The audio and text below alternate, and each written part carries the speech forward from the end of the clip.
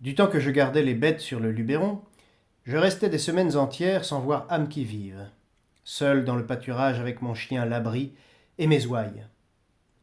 De temps en temps, l'ermite du mont de Lure passait par là pour chercher des simples. Ou bien j'apercevais la face noire de quelques charbonniers du Piémont. Mais c'étaient des gens naïfs, silencieux à force de solitude, ayant perdu le goût de parler, et ne sachant rien de ce qui se disait en bas, dans les villages et dans les villes.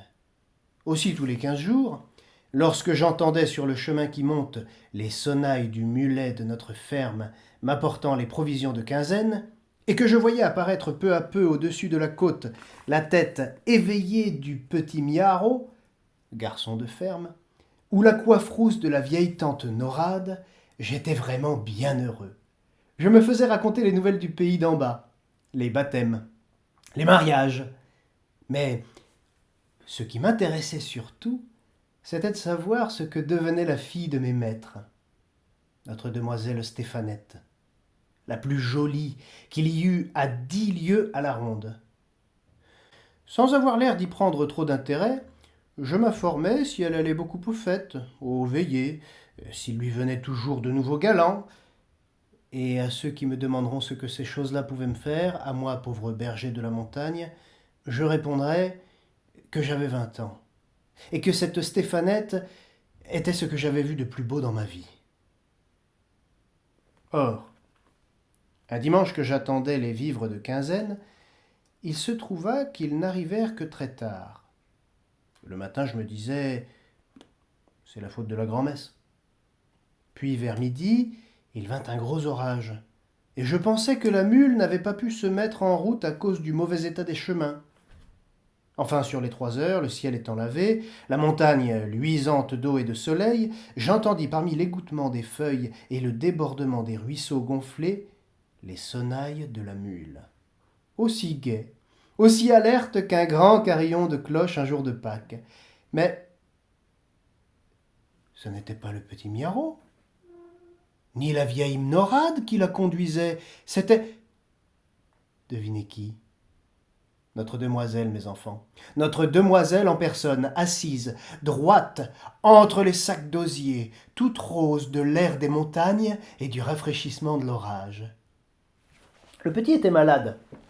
Tante Norade en vacances chez ses enfants, la belle Stéphanette m'apprit tout ça en descendant de sa mule. Et aussi qu'elle arrivait tard parce qu'elle s'était perdue en route.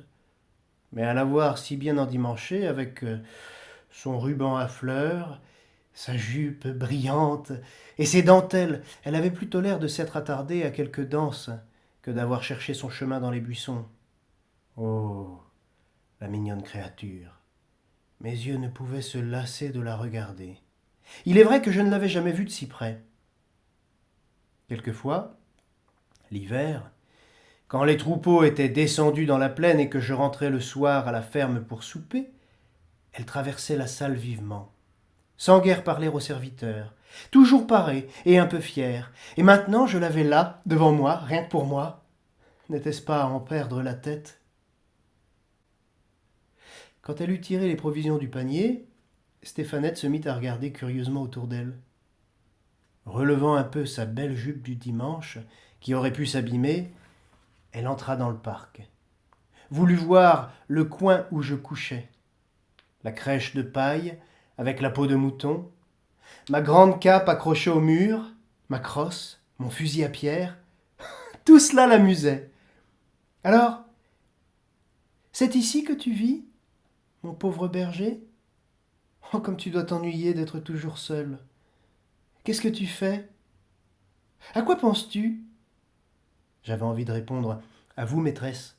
Et je n'aurais pas menti, mais mon trouble était si grand que je ne pouvais pas seulement trouver une parole. Je crois bien qu'elle s'en apercevait, et que la méchante prenait plaisir à redoubler mon embarras avec ses malices. Et ta bonne amie, berger, est-ce qu'elle monte te voir quelquefois? Ça doit être bien sûr la chèvre d'or, ou cette fée Estérelle qui ne court qu'à la pointe des montagnes. Et elle-même, en me parlant, avait bien l'air de la fée Estérelle, avec le joli rire de sa tête renversée et sa hâte de s'en aller qui faisait de sa visite une apparition.